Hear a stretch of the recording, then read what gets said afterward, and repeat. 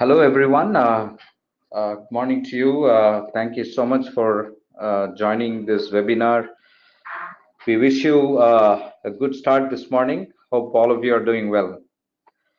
I welcome you all to this webinar on optimizing game QA with a focus on how to make your QA more cost effective.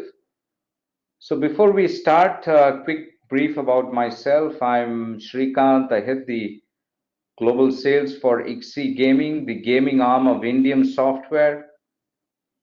IXI caters to QA across the gaming spectrum, and obviously we are a focused player in this space with about 20 years of experience and a global expertise testing various games and fundamental experience in understanding the right execution in QA. Through this, we offer to help developers realize their integral quality issues while they are about to create innovative games for the market. Today, our focus on this webinar is to provide an insight into how you will be optimizing your QA, and we will cover important topics on how such an optimization can help address your goals and focus on creating value for the gaming community.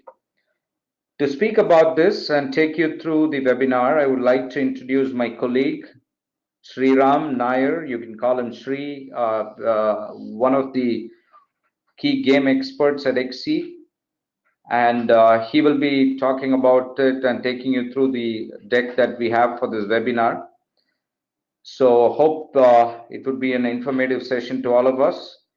And it is my pleasure to hand over this session to Sree Ram. Over to you, Sree.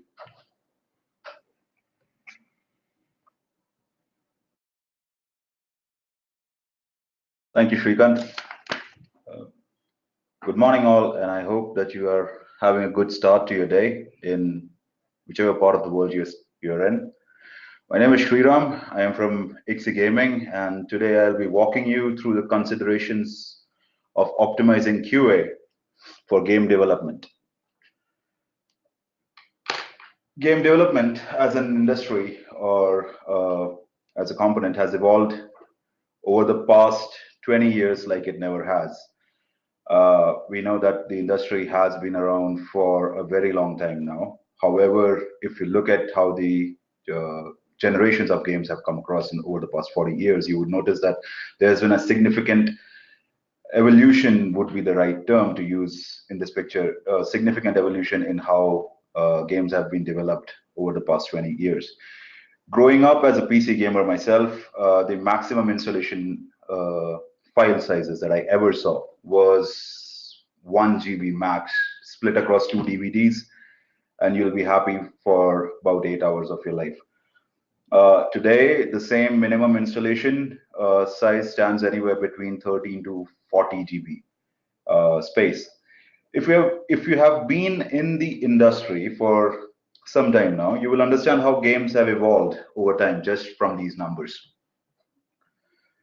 During this period, not only sizes, but ambitions, technology, and efforts requirement has evolved as well. Bigger technology, bigger projects, bigger art assets, sound libraries, the works. And with this has come up the need to ensure the importance of making all these components work in cohesion gracefully. Earlier, as games were simpler, the developers would bring friends and family on board, get the builds tested, and then publish once their QA concerns were satisfied. Nowadays, it's an entirely different matter.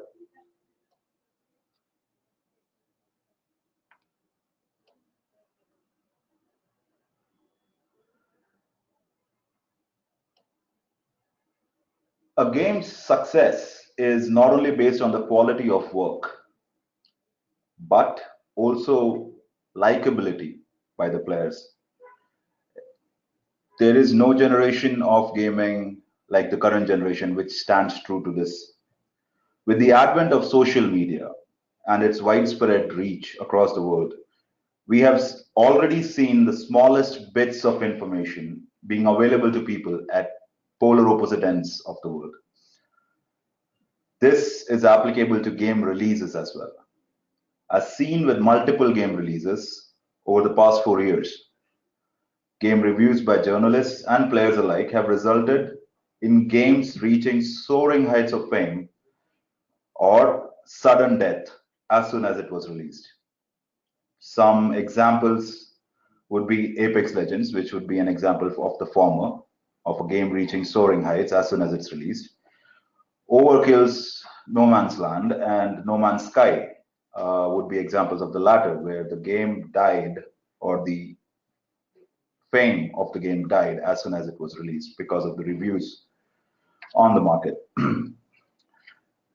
Suffice to say, QA plus social media have played significant roles in a game becoming a success or an economic success, which begs the question, what is good QA? Good QA is a team which does its homework before the tests start. They look into the game design, targeted audience, any available video or audio reference materials, clarify doubts in production, in addition to the day-to-day QA activities of creating test strategies, test suites, test execution, retesting, etc. A QA team which performs the above will automatically ensure 1. A stable release build, 2. Compatibility across all targeted hardware and software, 3. Mitigate design flaws prior to the release. This will further result in production confidence at product showcase and release times. Which brings up the question, what is the right stage to bring a QA team on board? There is no bigger subjective question than this in the entire game development cycle currently. Subjective because at the end of the day, a lot of variables are involved in the answer to this question. One of the biggest answers being budget. Bringing a QA team on board in the early stages of development essentially results in additional expenses. So how does one go about trimming it? We suggest bringing someone on board during the mid to later pre-alpha stages. This person will take care of creating documentation, reference repositories, and plan test strategies as per development milestones. Moving on, as the build marches on to alpha, depending upon the size and complexity of the testing required, the QA POC can suggest ramp up and down numbers to the team.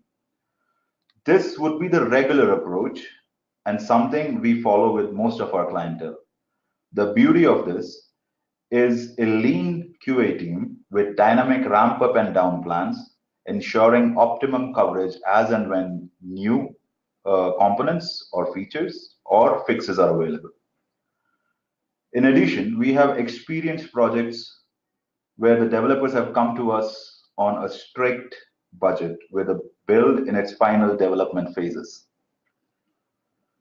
Mostly the expectations from QA in such projects is basic functionality sweep, compatibility, and compliance sweep for submission to platform manufacturers.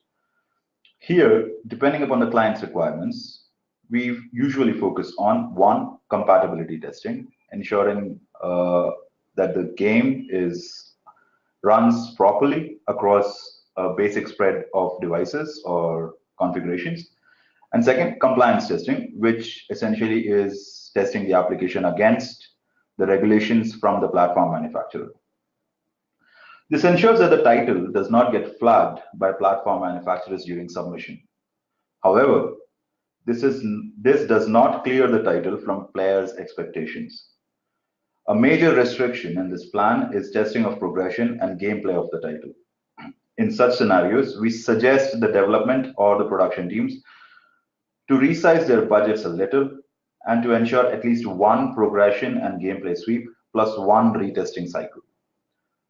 The above can be done during beta phase of development. In addition to these 2 approaches, short burst testing has become quite popular over the past couple of years. In this approach, the QA team is brought on board on interval basis as and when new implementations and fixes or retesting cycles are introduced. This approach is very beneficial for mobile and browser-based projects as it takes the pressure off the production team for ensuring quality of product while being cost effective.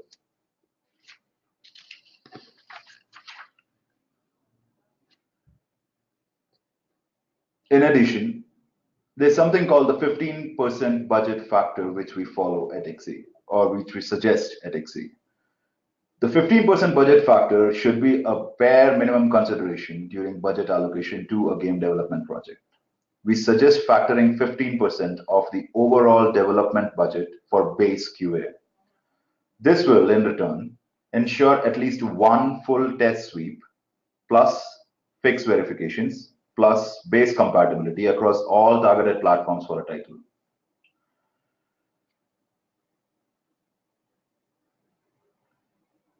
And moving on, what this does when you compare QA costs to submission costs.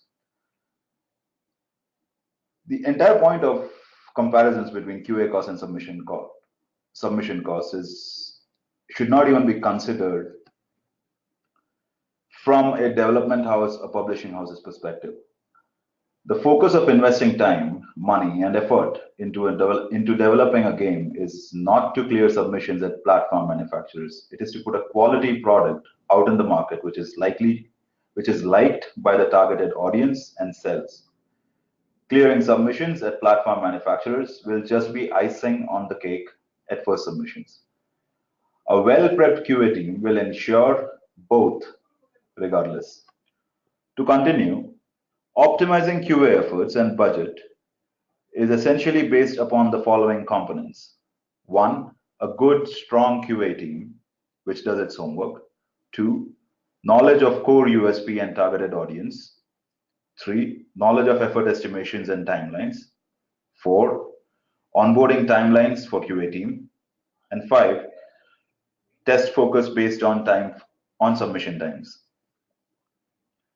In addition, with multiplayer gameplay becoming the norm with almost all titles which have been released in the past 10 years, performance and security testing have become the norm. This stands true to any game which caters to multiplayer gameplay or to IAPs in the game.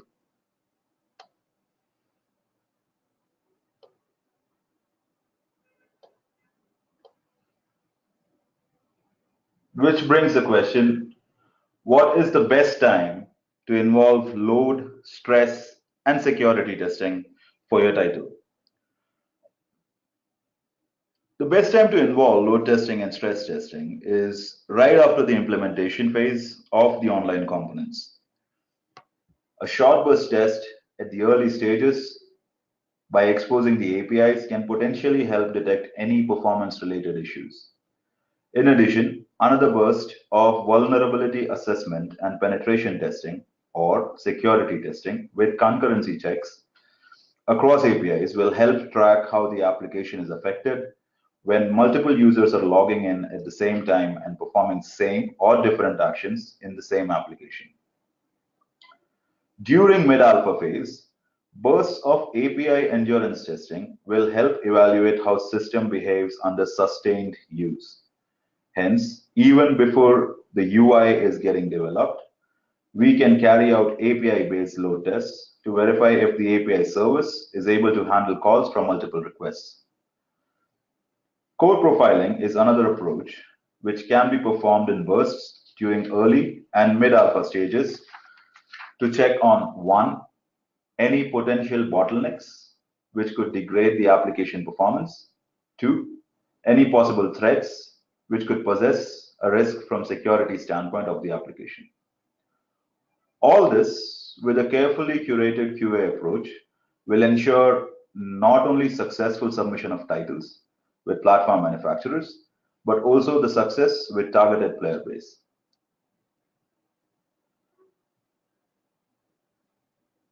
To conclude, these are the basics that we believe will assist you to choose a right stage to involve QA.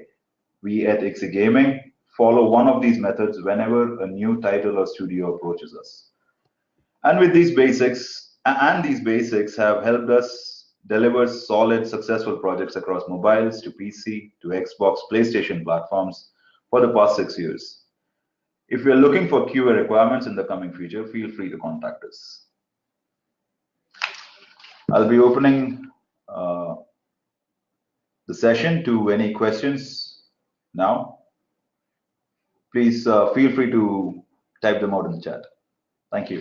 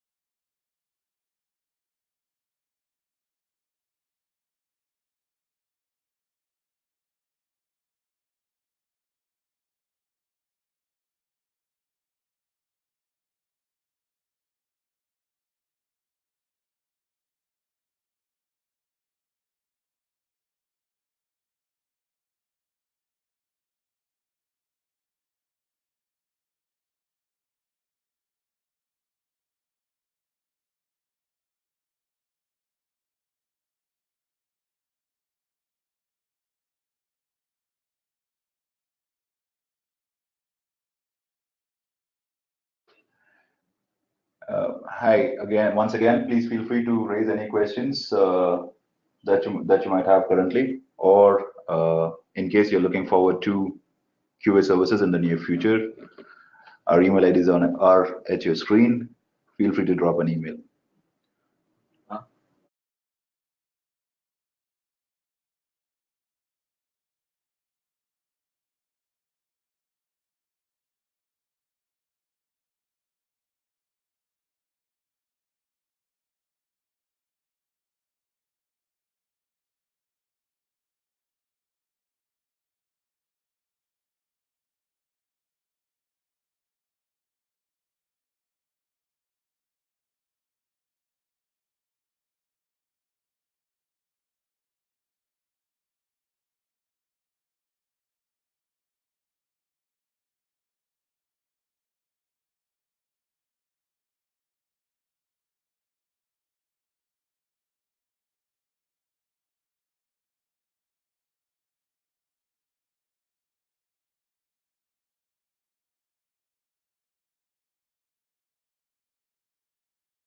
Yes.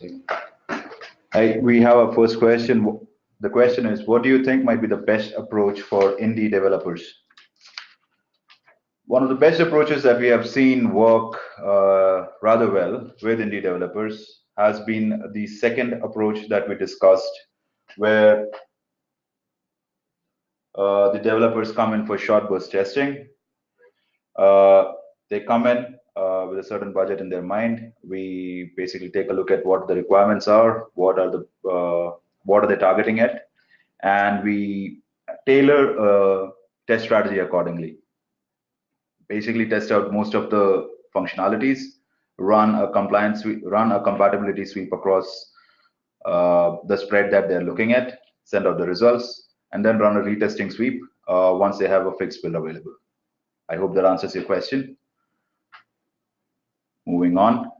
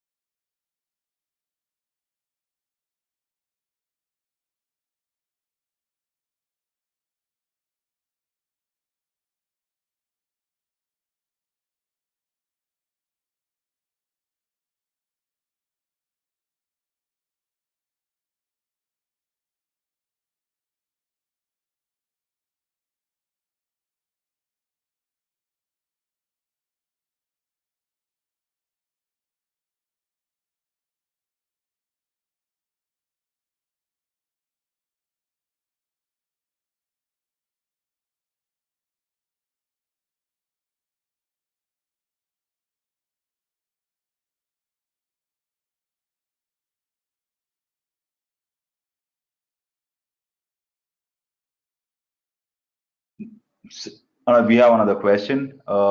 When would we consider optimal to introduce performance testing? Well, it depends if you're looking at low at performance involving load and stress. Again, as I said, the first optimal opportunity to run a load and stress test would be when the first batch of multiplayer implementation takes place. This would essentially help uh, track how the application is affected when multiple people log in at the same time. And then you can keep running bursts at certain intervals, let's say somewhere in mid alpha, and then during the later stages of alpha.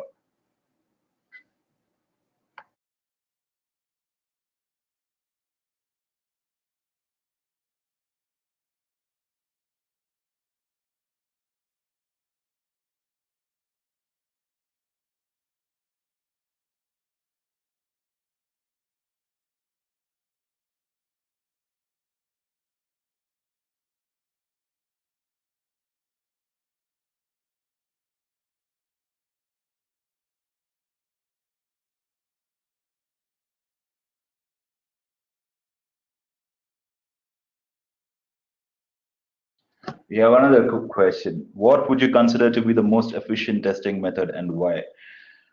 Well, that's again subjective. Could you probably explain what comes to your mind when you say testing method?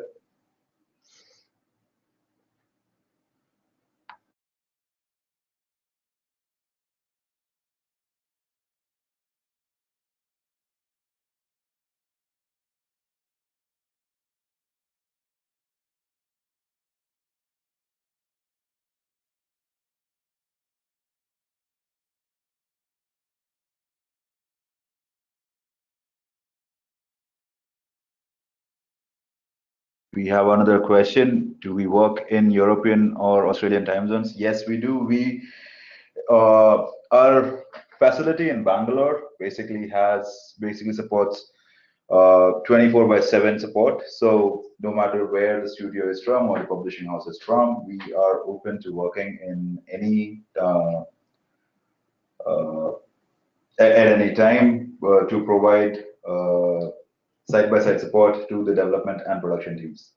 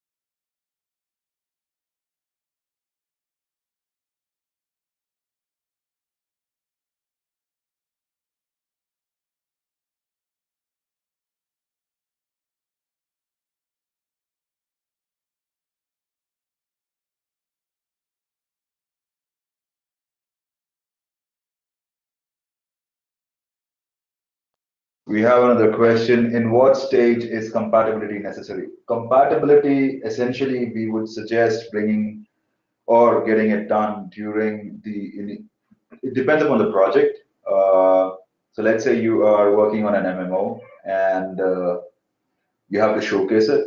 Most of the MMOs that are coming up these days usually showcase their games during pre-alpha stages or in milestone stages. So if you're doing it in pre-alpha stage, we suggest running a cursory compatibility sweep before the pre-alpha showcase. Uh, Once that is done, there is early access sections. So we suggest running another sweep well before the early access, so that you have a widespread of systems which would be able to run your games. Um, if you're looking at mobile projects or browser-based projects, it can be done during the alpha or in the beta or the early beta.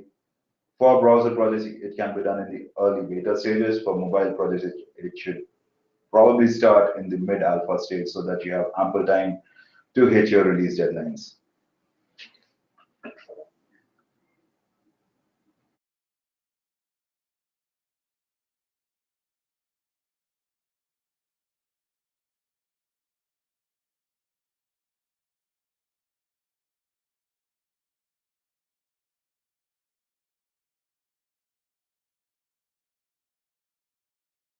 We have another question.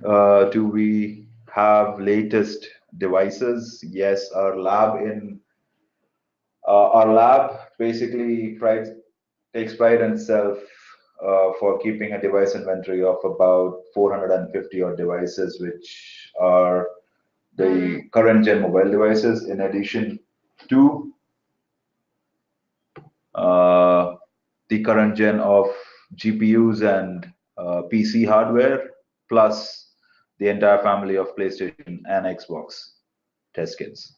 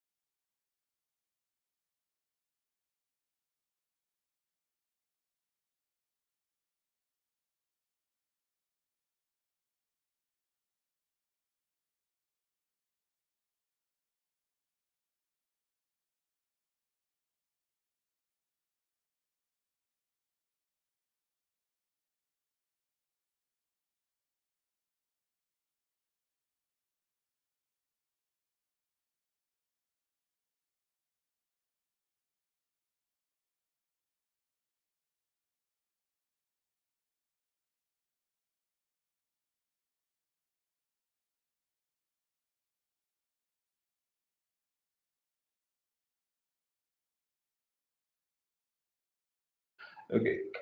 In continuation to our earlier question about what would be the best testing method to be used, See, I am a huge proponent. Personally, I'm a huge proponent of a mix of scripted as well as ad hoc testing. Uh, one, the, a game today or in the current world ends up in the hands of at least a million players, and we cannot identify how the game would react to, or rather, how those million players are going to play that game. So, in order to ensure that the game is robust, stable, and liked by the players, it requires a very balanced mix of scripted testing and ad hoc testing so that everything and anything, all edge cases, negative cases get covered. I hope that answers your question. Thank you.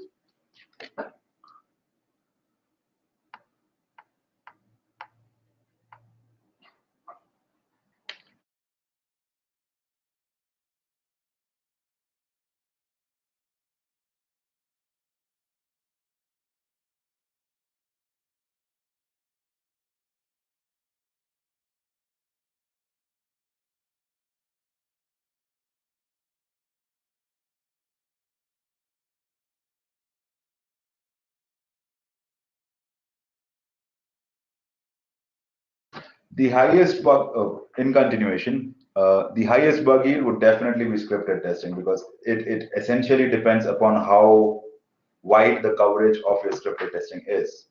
However, the ad hoc testing or the negative testing is where you would get the creative bugs, which are essentially pointed out by players on, let's say, Steam reviews. I hope that answers your question, Gabriel.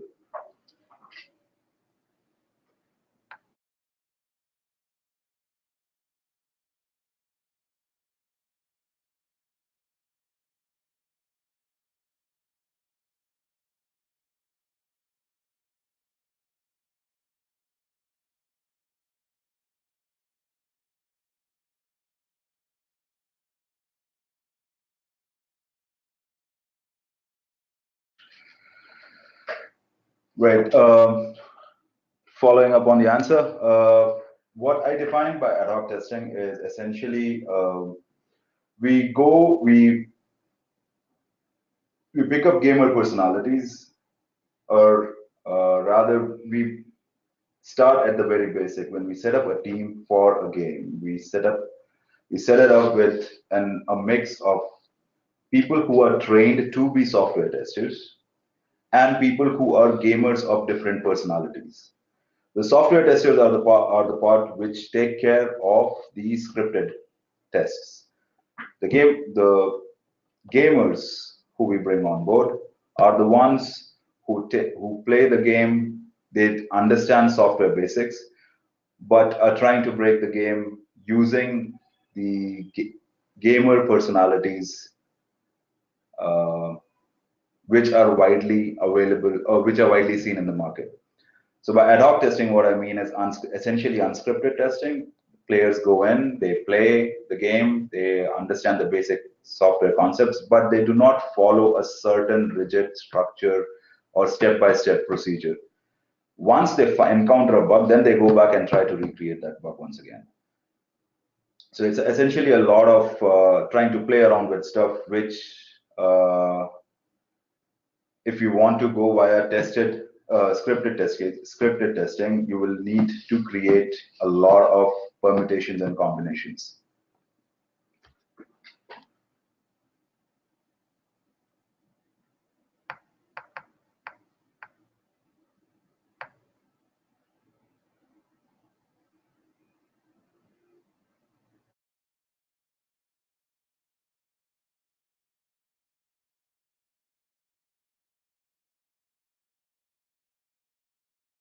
You're welcome, Gabriel.